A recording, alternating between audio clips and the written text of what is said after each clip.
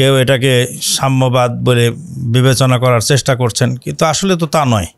তাদের সমাজতন্ত্রের মূল থিমটাই হলো আল্লাহকে অস্বীকার করা, rule by eternal loss of iron, there is no god. এই কারণেই কিন্তু আজকে যেহেতু নতুন বাংলাদেশ গঠনের যে প্রস্তাবনা আসছে, যে বন্দোবস্ত তৈরি হচ্ছে, সেই বন্দোবস্ত করার শুরুতেই সংবিধানটাকে নতুন করে সংস্কার করা অথবা নতুন করে রচনা করার প্রসঙ্গটা চলে আসছে। সংস্কারটা কিসের ভিত্তিতে হবে? ইসলামের ভিত্তিতে হবে। সংখ্যা গরিষ্ঠ মুসলিম এখানে, সেই জন্য তাদের ভিত্তিতে হবে, এবং অমুসলিম নাগরিকদের অধিকার সেখানে সংরক্ষণ করার জন্য যেসব পয়েন্টগুলি থাকা দরকার সেগুলি সেখানে সংযুক্ত করতে হবে। বিগত 53 বছর ধরে আমরা এই বিষয় নিয়ে বারবার আলোচনা করেছি, এবং যারা এই ধরনের সংবিধান রচনা করেছেন তারাও কিন্তু একটা ব্যাখ্যা দেওয়ার চেষ্টা করেছেন যে না, এটা আসলে ইসলামের সাথে সাংঘর্ষিক না, অনেক কথা বলার চেষ্টা করেছেন। তবে আমরা যেটা বলতে চাইবো যে 71 সালের সেই সংবিধান নিঃসন্দেহে বাংলাদেশের জনমানুষের চেতনার প্রতিফলন ঘটায় না। আত্মাহারিক টিভি, ওহির আলোই উদ্ভাসিত জীবনের জন্য। বাংলাদেশে নতুন করে সংবিধান লেখার কথা উঠছে, এই প্রশ্নটি উঠছে কেন? এর কারণগুলো আপনি কি মনে করছেন?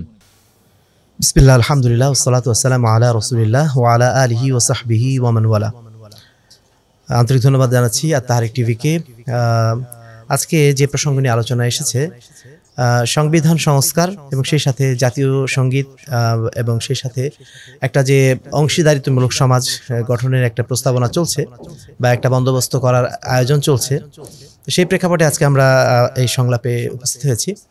প্রথম যে প্রশ্নটি আমাকে করা হয়েছে যে সংবিধান নিয়ে যে আলোচনাটা উঠেছে, এটা কেন উঠল? আসলে বাংলাদেশের যে সংবিধান, এই সংবিধান নিয়ে আলোচনা অনেক পূর্বের। তবে যেহেতু 5ই আগস্ট 2024 ছাত্র জনতার একটি গণ অভ্যুত্থানের মাধ্যম দিয়ে একটা নতুন বাংলাদেশের অভ্যুদয় হয়েছে এবং মানুষের মধ্যে freedom of expression, freedom of speech অর্থাৎ কথা বলার স্বাধীনতা বা নিজেকে প্রকাশ করার স্বাধীনতা, এই যে বিষয়গুলো এখন অনেকটা আগের তুলনায় সহজ হয়ে গেছে। এই কারণে মানুষ এখন বিভিন্ন বিষয় নিয়ে কথা বলছেন এবং সংস্কারের জন্য দাবি তুলছে। তো সংবিধান নিয়ে যে আলোচনা আমাদের বহু পূর্ব থেকে ছিল, যে বাংলাদেশের সংবিধান যে নীতির উপর ভিত্তিশীল, সেই নীতিগুলো আসলে বাংলাদেশের জনমানুষের প্রতিনিধিত্ব করে কিনা, বাংলাদেশের জন্মটা কোথা থেকে হয়েছিল এবং বাংলাদেশের মানুষ তাদের কোন পরিচয়ে পরিচিত হবে, এইটা যদি আমরা জানতাম বা এটা নিয়ে যদি আমরা আমাদের আলোচনাগুলো যদি প্রাসঙ্গিক থাকতো, তাহলে নিঃসন্দেহে আমরা বুঝতে পারতাম যে আমাদের যে বর্তমান সংবিধান যে নীতির উপর প্রতিষ্ঠিত, এটা সম্পূর্ণ আমাদের জনচেতনার বিপরীত। কারণ বাংলাদেশ 71 সালে মূলত জন্ম নেয়নি, বাংলাদেশের জন্ম আরও আগে। 1947 সালে মূলত যে নতুন পাকিস্তান হয়েছিল, অর্থাৎ পূর্ব পাকিস্তান এবং পশ্চিম পাকিস্তান মিলে যে পাকিস্তানের জন্ম হয়েছিল, এটা মূলত ইসলামী চেতনার উপরে, মুসলমানদের জাতীয়তাবাদের ভিত্তিতে, মুসলমানদের জন্য একটা নির্দিষ্ট ভূখণ্ড প্রয়োজন, সেই দাবি থেকেই কিন্তু বাংলাদেশের জন্ম। নাহলে বাংলাদেশ কিন্তু পশ্চিম বাংলার সাথে যুক্ত ছিল, একই বাংলা হিসাবে যুক্ত ছিল। এখানে আলাদা করার প্রয়োজনটা হয়েছিল একটাই কারণ, যে এখানে মুসলমানরা আলাদাভাবে বসবাস করবে। সেই মূলনীতির উপরে, সেই আত্মপরিচয়ের উপর নির্ভর করেই 48 সালে বাংলাদেশ ভারত থেকে বিচ্ছিন্ন হয়েছিল। কিন্তু দেখা গেল 1971 সালে যখন বাংলাদেশ পশ্চিম পাকিস্তানের জুলুমের বিরুদ্ধে, যেমনভাবে আজকে 5ই আগস্টে একটা জুলুমের বিরুদ্ধে জনগণের একটা অভ্যুত্থান হয়েছিল, ঠিক ওই রকমই একটা অভ্যুত্থান ছিল 1971 সালে। তো সেই ক্ষেত্রে নিঃসন্দেহে আমরা জুলুমের বিরুদ্ধে প্রতিবাদ করেছিলাম। সেই জুলুমের বিরুদ্ধে প্রতিবাদ করার কারণে যেটা পরবর্তীতে হলো, যে জুলুমের বিরুদ্ধে প্রতিবাদ করে একটা রাষ্ট্র আমরা পেলাম, কিন্তু এই রাষ্ট্রের মূলনীতিগুলা, অর্থাৎ যেই আদর্শের উপরে এই রাষ্ট্র প্রতিষ্ঠিত হয়েছিল, সেটাকে কেন আমরা ভুলে যাব? কিন্তু দুর্ভাগ্যজনক বিষয় হচ্ছে, যেহেতু আমাদের পার্শ্ববর্তী দেশ তারা এই যুদ্ধের পিছনে বা এই অভ্যুত্থানের ক্ষেত্রে তারা সহযোগিতা করেছিল, তারা মনে করেছিল তাদের এখন আধিপত্য এই বাংলাদেশের উপর বিস্তার করা যাবে, এবং সেই কারণেই নতুন বাংলাদেশে তারা নিজেদের আধিপত্য বিস্তারের যে একটা নীল নকশা এটা ছিল, তার মধ্যে প্রথমেই তারা যেটা বাস্তবায়ন করেছিল সেটা হচ্ছে সংবিধানকে তাদের মতো করে রচনা করে নেওয়া। এবং এই সংবিধান রচনা তারা দায়িত্ব এমন ব্যক্তিদেরকে দিল যারা অ্যাকচুয়ালি এই স্বাধীনতা আন্দোলনের সাথে ওইভাবে যুক্ত ছিলেন না। যেমন বর্তমানেও কিন্তু এই কথাগুলো অনেকগুলো আসছে, যাক আমি সে প্রসঙ্গে পরে আসছি। আমি যেটা বলতে চাচ্ছি যে 71 সালে যে সংবিধান রচনা করা হয়েছিল ডক্টর কামালের মাধ্যম দিয়ে, সেই সংবিধানের মূল নীতি নির্ধারণ করা হয়েছিল 4টা বিষয়ে: জাতীয়তাবাদ, গণতন্ত্র, সমাজতন্ত্র এবং ধর্মনিরপেক্ষতাবাদ। ধর্মনিরপেক্ষতাবাদ, এই মূল 4টি নীতি নিয়ে আসা হয়েছিল, 4টি মূলনীতি। যে 4টি মূলনীতি বাংলাদেশের মানুষের চেতনার সাথে মানে মিল ছিল না, মিলে না, সাংঘর্ষিক ছিল। এবং মূল কথা হচ্ছে আমরা যে ইসলামের পরিচয় নিয়ে যে আমরা বাংলাদেশ পেয়েছি, সেই ইসলামের কোনো খোঁজ ছিল না সেখানে। সেখানে একটা সাধারণ ধর্মনিরপেক্ষ রাষ্ট্র, অর্থাৎ অমুসলিম রাষ্ট্ররা যেভাবে নিজেদের সংবিধান প্রণয়ন করে ঠিক একইভাবে প্রণয়ন করা হলো। তার মানে আমাদের আত্মপরিচয়ের সেই গুরুত্বটা সম্পূর্ণভাবে উপেক্ষিত হলো 71 সালের সংবিধানে। তো তারপর থেকেই কিন্তু এই বিষয়ে যথেষ্ট আলোচনা সমালোচনা চলে আসছে। বিগত 53 বছর ধরে আমরা এই বিষয় নিয়ে বারবার আলোচনা করেছি, এবং যারা এই ধরনের সংবিধান রচনা করেছেন তারাও কিন্তু একটা ব্যাখ্যা দেওয়ার চেষ্টা করেছেন যে না, এটা আসলে ইসলামের সাথে সাংঘর্ষিক না, অনেক কথা বলার চেষ্টা করেছেন। তবে আমরা যেটা বলতে চাইবো যে 71 সালের সেই সংবিধান নিঃসন্দেহে বাংলাদেশের জনমানুষের চেতনার প্রতিফলন ঘটায় না। এবং সেই কারণেই কিন্তু আজকে যেহেতু নতুন বাংলাদেশ গঠনের যে প্রস্তাবনা আসছে, যে বন্দোবস্ত তৈরি হচ্ছে, সেই বন্দোবস্ত করার শুরুতেই সংবিধানটাকে নতুন করে সংস্কার করা অথবা নতুন করে রচনা করার প্রসঙ্গটা চলে আসছে, এবং এই প্রসঙ্গটা খুবই বাস্তবসম্মত এবং এটা আসাটাই উচিত। আচ্ছা, তার মানে আমরা বুঝতে পারলাম তার কথা থেকে যে শুরু থেকেই ইসলামের ভিত্তিতে যে রাষ্ট্র হলো, পরবর্তী সময়ে যে ইসলামের কথাগুলো সেখানে থাকবে বা ইসলাম যেভাবে চলতে বলে সে জিনিস থাকবে, সেগুলো এই সংবিধানে আমরা পাচ্ছি না বা আমরা পেলাম না, বরঞ্চ ইসলামের বিপরীত। আচ্ছা, মানে ইসলামের সাথে সাংঘর্ষিক এমন কিছু বিষয়ের ভিতরে ঢুকায় দেওয়া হলো। আচ্ছা, যদি এই বিষয়ে কিছু বলতেন যে ইসলামের সঙ্গে সাংঘর্ষিক এরকম কত ধারা কিংবা এরকম কত বিষয় যেগুলো ইসলাম সাপোর্ট করে না, যদি এগুলো কিছু বলতেন। প্রথমে ধন্যবাদ জানাচ্ছি তাহরিক টিভিকে যে এই সময়ে একটি গুরুত্বপূর্ণ আলোচনা এই সময় জাতির জন্য খুবই প্রয়োজন। আলহামদুলিল্লাহ, আল্লাহ পাক তাহরিক টিভির খেদমতকে কবুল করুন।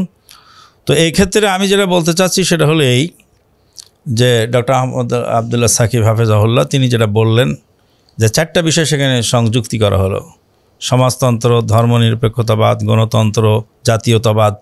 এটা তো কোনোটাই ইসলামের সাথে যায় না, ইসলামের সাথে কোনোটাই যায় না, সবগুলি ইসলামের সাথে সাংঘর্ষিক।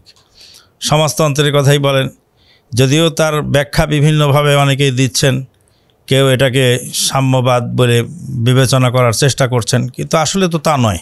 তাদের সমাজতন্ত্রের মূল থিমটাই হলো আল্লাহকে অস্বীকার করা, rule by eternal loss of iron, there is no god. এই থিমের উপরেই সমাজতন্ত্র। গণতন্ত্র যেটা বলা আছে, গণতন্ত্রের মধ্যে তো অনেক ধরনের সমস্যা। তার মধ্যে একটা আছে, যেমন গণতন্ত্রের সবচেয়ে শুভঙ্করে যেটা ফাঁকি সেটা হলো এই যে মেজরিটি মাস্ট বি গ্রান্টেড, যদিও বলা হয়, কিন্তু মেজরিটি সেখানে পায় না।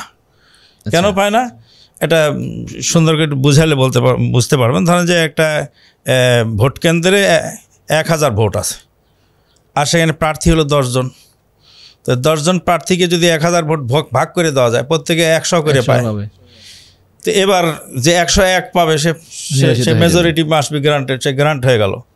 কিন্তু বাকি যে 899 ভোট যে তার বিপক্ষে থাকলো, তারা কাউন্ট হলো না, বরঞ্চ অধিকাংশ লোকই তার বিপক্ষে থেকে গেল। এটা গণতন্ত্রের সবচেয়ে শুভঙ্করের ফাঁকি। তারপরে যেটা আছে সেটা তো डॉक्टर अल्लामा इकबाल বলেছেন जमहूरियत ऐसा तर्ज हुकूमत है जहाँ इंसान को शुमार किया जाता है, तोला नहीं किया जाता उनके अकल का। এই মানুষকে মাথা গণনা করা হয় কিন্তু মানুষের ব্রেনকে ওজন করা হয় না। আচ্ছা, এটা একটা প্রবলেম। তারপর আসছে এই ধর্মনিরপেক্ষতাবাদ। ধর্মনিরপেক্ষতাবাদ বলে যেটা বলা হচ্ছে, আসলে তো ধর্মনিরপেক্ষ বলে কোনো কিছু নাই। নিরপেক্ষ মানুষ থাকে না, কোনো মানুষ নিরপেক্ষ নয়। আপনি খেলা দেখতে গেছেন, সেখানেও যায় দেখবেন যে কেউ এই খেলোয়াড়ের পক্ষে, কেউ খেলোয়াড়ের পক্ষে। নিরপেক্ষ থাকতে থাকতে একসময় এক পক্ষে চলে যায় সে। তো নিরপেক্ষতা আসলে কেউ নেই।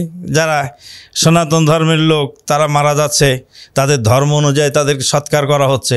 যারা ইসলাম ধর্মের লোক মারা যাচ্ছে, তাদের ধর্ম অনুযায়ী তাকে দাফন করা হচ্ছে। সে যতই ধর্মনিরপেক্ষতা দাবি করুক না কেন, তার বিভিন্ন আচার অনুষ্ঠানে, বিবাহ শাদী ইত্যাদি সবগুলি তো তাদের ধর্ম অনুযায়ী চলছে। তো নিরপেক্ষ তো কোনো সময় থাকে না। সে কোনো একটা ধর্মের পক্ষে অবশ্যই আছে, যদি ধর্ম না মানে, কিন্তু তারপরে মরার পরে তাকে যেই ধর্মে জন্মগ্রহণ করেছে সেই ধর্ম অনুপাতে তাকে শেষ বিদায়টা দেওয়া হয়। তো এইভাবে জাতীয়তাবাদ তো ইসলামের সাথে সম্পূর্ণ সাংঘর্ষিক। তো জাতীয়তাবাদ, গণতন্ত্র, সমাজতন্ত্র, তো এগুলি যেহেতু ইসলামের সঙ্গে সাংঘর্ষিক, মূলত ইসলামটাই এমন একটি কমপ্লিট কোড অফ লাইফ যেটাতে এই যেই সুযোগ সুবিধাগুলি তারা বলছে তার চেয়ে বেশি সুযোগ সুবিধা সেখানে দেওয়া আছে। এবং সেখানে প্রত্যেকটা নাগরিকের অধিকারের কথাও কিন্তু বলা আছে। নাগরিকের অধিকারের কথা বলা আছে। ইসলাম আমাদেরকে শিখিয়েছে, মুসলিম জাহানের খলিফা ওমর ইবনুল খাত্তাব রাদিয়াল্লাহু তাআলা আনহু তার ভৃত্যকে উঠে চড়িয়ে দিয়ে নিজে টেনে নিয়ে যাচ্ছেন। তো এর চেয়ে আর সাম্যতা, এর চেয়ে সমতা, এর চেয়ে অধিকার প্রতিষ্ঠা আর কে করেছে, কখন করেছে? তো কাজেই আমাদের দাবি, আমরা যদি ইসলামকেই এখানে প্রাধান্য দেই, কারণ এখানে সংখ্যাগরিষ্ঠ মুসলিম জনগোষ্ঠী। আর যেটা ডক্টর বলেছেন যে এই দেশটা স্বাধীন হয়েছেই শুধু ইসলামের ভিত্তিতে, ইসলামের ভিত্তিতে। আজকে যদি এই পার্শ্ববর্তী রাষ্ট্রের সাথে আমরা বিলীন হয়ে যেতাম, তা আজকে যারা নেতৃত্ব দিচ্ছে তারা তো এই নেতৃত্বের আসনে আসতে পারতো না, তাদের আসার কোনো সুযোগই ছিল না। কাজে সেই ক্ষেত্রে আমাদের দাবি যে সংবিধান এই বিগত 53 বছরের ভিতরে 16 বার বা 17 বার সংশোধনী আসছে। এই যে সংশোধনী আসছে, একবার এটা আসছে, একবার ওটা আসছে, একবার বিসমিল্লাহ সংযুক্ত করা হচ্ছে, একবার বিসমিল্লাহকে করা হচ্ছে। তো বিসমিল্লাহ দিয়ে শুরু করার পরে তারপরে যায় সেখানে গণতন্ত্র, ধর্মনিরপেক্ষতাবাদ, সমাজতন্ত্র এগুলি চলছে।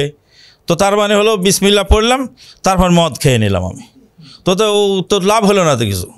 তা কাজে বিসমিল্লাহর মর্যাদা তো থাকলো না সে জায়গায়। সেই জন্য আমাদের যেটা প্রস্তাব বা দাবি সেটা হলো এই যে এই ইয়েকে আপনার সংবিধানকে সুন্দরভাবে ঢেলে সাজানো উচিত। এবার পুরোটা বাতিল করে দিয়ে আবার নতুন করে করাটা এটা সমাজ টাফ। ওই জন্য এটাকে যদি সংস্কার করা যায়, সে সংস্কারটা কিসের ভিত্তিতে হবে? ইসলামের ভিত্তিতে হবে। সংখ্যাগরিষ্ঠ মুসলিম এখানে, সেই জন্য তাদের ভিত্তিতে হবে। এবং অমুসলিম নাগরিকদের অধিকার সেখানে সংরক্ষণ করার জন্য যেসব পয়েন্টগুলি থাকা দরকার সেগুলি সেখানে সংযুক্ত করতে হবে।